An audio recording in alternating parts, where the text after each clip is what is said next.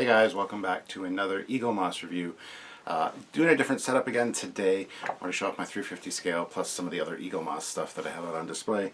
And, you know, changing it up for you guys. So something different, something unique, something cool every time. Today we're going to be looking at the USS Stargazer, or the Constellation class. Specifically the Stargazer NCC 2893 today. So here is the magazine. Again, a great shot of it on the cover. I do love the Eaglemoss magazines. I think they do a fantastic job. But we have some statistics down here, so we're going to read those right now. Length, 310 meters. Max speed, warp 9. Number of decks, 15. And constellation class. So, there you have it. If we open it up, inside is the typical Eaglemoss styling. You've got how to place it on the stand. It's very important, don't you know? Over here we got a great shot of it from the front. Cool looking ship. Does look really good from the front. And yeah, it's a great shot of it for sure. Down here we got quite a few statistics which we're going to look at right now. Registry NCC 2893. Class Constellation. Constructed San Francisco Fleet Yards. Launched early 24th century. Abandoned 2355. Length 310 meters. Decks 15. Crew of 535. Sorry, almost got that wrong. Top speed warp 9. Weaponry, phasers, and photon torpedoes. And Captain Jean-Luc Picard from 2333 onwards. So, yeah. And if you look at the bottom there, there's some really great detailed shots of the Eaglemoss. I guess it's the 3D version that they base the model on. But they include some nice detail shots on each of these front pages with the specifications. So, and here we got a great shot of the ship there. The USS Stargazer was a Constellation class ship that for much of its service was captained by Jean-Luc Picard, and there he is there. Not really captaining it. That's from the TNG episode where he gets it back. But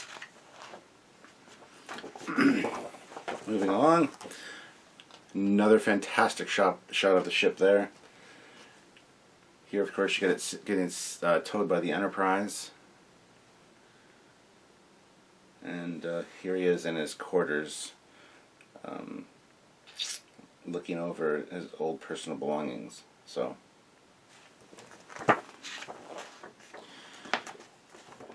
and we go into the Picard maneuver, how it all goes down from being far away to the quick warp jump to the sensors picking up 2 targets, and then the firing at point blank range, and then how Data counteracted it in the battle. That's the name of the episode that it's in TNG. So, and we've on Trekyards we've done a complete breakdown of the Constellation class ships. We've even interviewed Rick Sternbach, who with him and Andrew Probert both designed it. So we got some designer information about it. We got some other ship analysis of it, and we've also got a whole episode just talking about the Picard maneuver, how it works, and just the story behind it. So check those out, guys.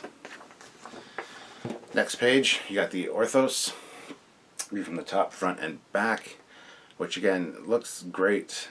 It is a very cool ship. I just wish my personal preference would be that the engines would be the correct way, up facing up on the top and down on the bottom would be cool. But this is how they were actually presented, which is fine. But personally, I think it would look better the other way. But what do I know, right? And then there's the designing the Stargazer. There we've got the battle damaged one. Greg Jean's 4-foot model of the USS Stargazer was closely based on Sternbach's kit bash model, but the 2 ships aren't identical. There's also the one that's in Picard's ready room, which is like a yellow, it almost looks like a test model for a warp tunnel or a like warp stress test, which is very neat. Sternbach's Stargazer model was made from parts of other ships to create a ship from an era of Star Trek history that we know little about. And like I said, if you watch the episode with where we talked to Rick Sternbach about this, it's some great facts about the ship that come up. But yeah, there's a nice drawing of it there. And then there's a whole section on filming starships, just talking about the filming miniatures and how they were used, how they were filmed. Again, some really great stuff here. I do really miss the days of miniatures. Miniatures are so nice, and sure, a lot more time consuming, I think, than CGI, but I think it's definitely worth it for the detail level. And that article just goes on to talk about more of that. You got the Excelsior up there, the little drone things from TNG, and then the Enterprise facing off against the Ferengi Marauder. So some very great information about filming miniatures in here, which is fantastic. And then, of course, just key appearances. Basically just talks about the battle. And over here it goes on to talk about the Klingon Vorcha class, which will be the next one in their lineup. Won't be the next one that I look at, but it'll be the next one in their lineup. And then, of course, on the back of the magazine, you got a nice shot of the ship from the... Is it the top or the bottom? It's not the top. And I think it looks great. It's a cool looking ship.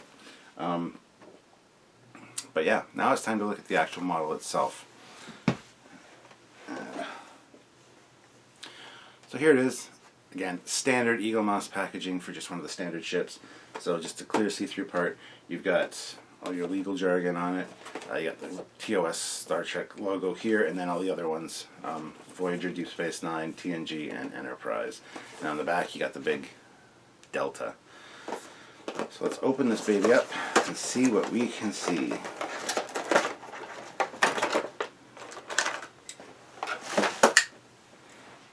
Alright, so there it is. Quite a substantial piece of ship. And again, about the size of my hand, so... Alright, so looking at the details on it, first of all, I gotta say, it feels... There's a weird sound and kind of a looseness to this, which I didn't expect. It almost feels like one of the pieces inside the engines are loose. But you can see the nacelles there. The actual engine pieces are perfectly clear. There's no pegs. Most of the time with Eaglemoss ships, you get the clear plastic in there. You see the peg holes. There's none of that this time. So it's just a pure shining through of the nacelles, which looks fantastic. That looks really great. They need to do that on all their ships, not just this one. Let's take a look at the design. Going to the saucer, you've got the registry there, and USS Stargazer is way back by the BC deck on up here. So quite far away from the registry, but that's fine. That's how it's supposed to be, so that's good. The bridge, looking at the bridge, it's not very crisp. There's a little bit of muddiness to the mold here. It's very... Even the grid lines, the deflector lines on the saucer seem a little bit muddy. They don't seem as crisp as they could be, which is a bit of a shame. But the bridge detailing really shows that off. Other than that, the bridge and the BC deck, the BC deck looks pretty good. It's got the windows there. No misalignment issues because it doesn't look like they have any indentations, so that's good. The hull has a bit of an Aztecing pattern to it. Nothing very, very busy, but just enough to look really good. So that's awesome. You got these stripes along the side of the saucer here, which are very cool. They're kind of like a tie-in almost to the Cage era, where they had the black on the edge of the saucer. You've also got these little triangles here, yellow and red triangles. And I don't know if those are supposed to be RCS thrusters. Possibly, but there's only two of them. There's only two on the top at the front, so I don't think they're supposed to be RCS thrusters, but Moving around the edge of the saucer, you got a number of the shuttle bay doors. None of them are numbered. They should actually be numbered, but they are there, which is nice. It's good they put those in at least. A lot of times they kind of avoid the detailing on the edge of the saucers, which is not great, not ideal. On the bottom, you got a lot of detail there. You got these little sensor pods and little raised protrusions. And the NCC 2893 to me looks backwards. I think it should read this way instead of from the front, because it looks like it's supposed to be on the top, but the way it is, it feels backwards. I don't think that's right. I don't think that's how it's supposed to look, because it looks like that's the top of the ship with the way they have it done, and that's not right. Like at all. Here you get more of the detailing. You can see the little phaser banks, phaser emitters there. You got the little coffins on the saucer, just sensor pods, little bumps, and then at the back as well, there's these two larger protrusions, and then one has like a gun or a sensor attached to it. Probably not a gun because it's Federation, but like a sensor antenna or something. So a few little greeblies and things down here. You got the running lights and then some detailing beside each running light. It looks like writing. It's not, but it looks like writing. And again, just kind of muddy detail a little bit, just not crisp and clean like it should be, in my opinion. It just seems a little bit muddy. I don't know why. It just does. Now moving back to the middle part here. The impulse control crystals on each side are fairly crisp. They look pretty good. However, they are not painted. They should at least be blue. Same with the impulse engines. The impulse engines, there's two pairs, one on each side, and they're sideways. They're not horizontal. They're vertical on this one. So. But there's no paint detailing in there. There's nothing to indicate that they're impulse engines. They should at least be painted red. And the impulse control crystals on the side should be a blue. You should add a little bit of detailing in there, some kind of a wash, just to kind of pull out some of the details from that area would be great. The necks. Again, you can tell this was kit bashed just from the parts that were used, but the necks look good. You can see little indentations for the windows on the necks. However, they are not painted at all. There's no paint detailing on this part of the ship at all, which is a bit of a shame, actually. There are photon torpedoes at the front, on the top and the bottom. So this thing's armed for bear. But again, no real paint detailing, and that's a shame. Paint detailing in that area would have been great. Looking at the top of the struts, which is also the inside of the struts because it's the same detailing. Again, you've got these little round things and some greeblies and just some additional extra cool looking parts. However, no paint detail. Again, these are quite crisp. They look good. They don't look as muddy as the bridge by any stretch of the imagination. So good for that. But paint detail, guys, just a little bit of a wash, a pin wash, or some kind of weathering on these would have made this like so much better. And I'll probably end up doing that to this at some point, should I want to display it, because I just feel like it needs it.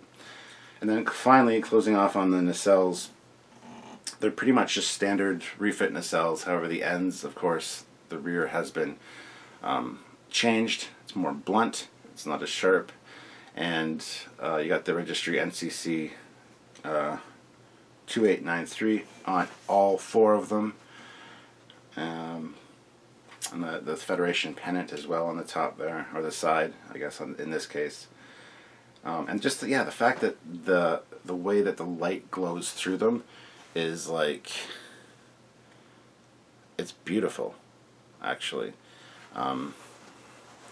It just, that's what they should have done. That's what they should do with all their models where they have the see-through nacelles. I mean, if you look, I'll hold my light up to it. You can see right through them. There's no peg holes. There's none of that bullshit. You know, usually you see two attachment points, like one here and one here. So like the light, sure, it shines through, but it gets blocked by those. So I think Eaglemoss did a fantastic job on the nacelles for this, but they need to do that for all of their designs. That's just my opinion. And that's it. The nacelles look nice and straight. It's always something I look for. The top actually does canter this way a bit, this whole piece. So both nacelles on the centerpiece kind of lean to that side. But to move it, this is very brittle plastic. You can just tell it'll break. It'll break easily. So again, the old trick with like a hair dryer or a heat gun, just heat it up for like a minute, hold it into place where you want it to dry, let it cool, and you should be good to go with that. So that's a good way to fix it without breaking it. Just don't bend it too far. That's all. But when it's hot and plastic, it'll be a lot easier. But there you go. There is the Constellation class USS Stargazer. Now it's time to head on over to the stand and check it out on there. So we're going to go do that. So yes, we're going to do a Picard maneuver warp jump from here to here. Was it in two places at the same time? No. I tried. Alright, so here she is on the stand. And I gotta say, the way the stand slots in is kind of disappointing. It touches the saucer there and obscures a lot of this detail down on the engines. I think with this one they had a perfect chance to like slot it in at the rear here, which would have obscured pretty much nothing. So again, I'm usually disappointed with the way Eaglemoss works their stands to display things, which is sad to say, but there you can see those nacelles lighting up beautifully with the light behind them. I mean, that just looks glorious. Lack of detailing there. Her color is kind of a shame.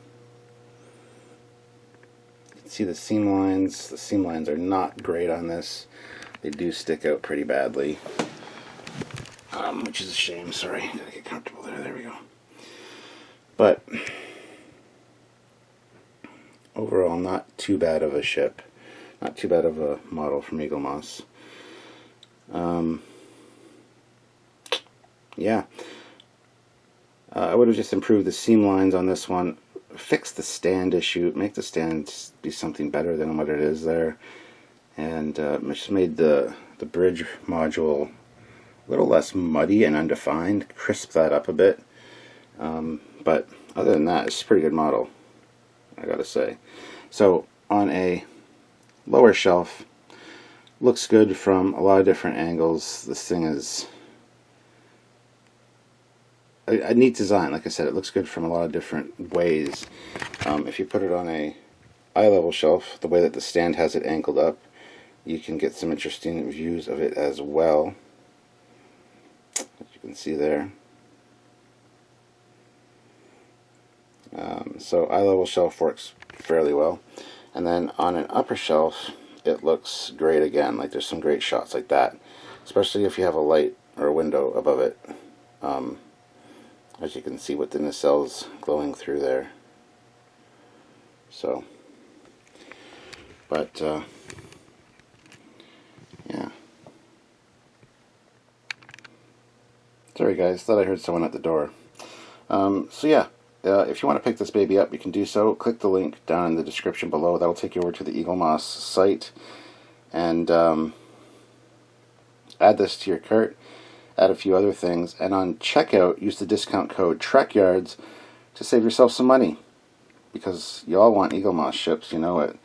And yeah, what a better way than our partnership with them to get yourself some ships at good prices and get a discount as well. So if you're interested in this one, check it out. Go do that, and yeah, use the discount code Trekyards. But anyway, guys, that is it for this episode. Thank you very much for watching. Hope you enjoyed it. As always, guys, be sure to subscribe to both channels, Captain Foley channel and the Trekyards channel, and of course watch other videos by both myself and by Trekyards. We always got cool stuff coming out. We're always super busy making content for you guys, so hope you guys enjoy it, and I will see you guys next time. Until then, Captain Foley signing off. Bye-bye.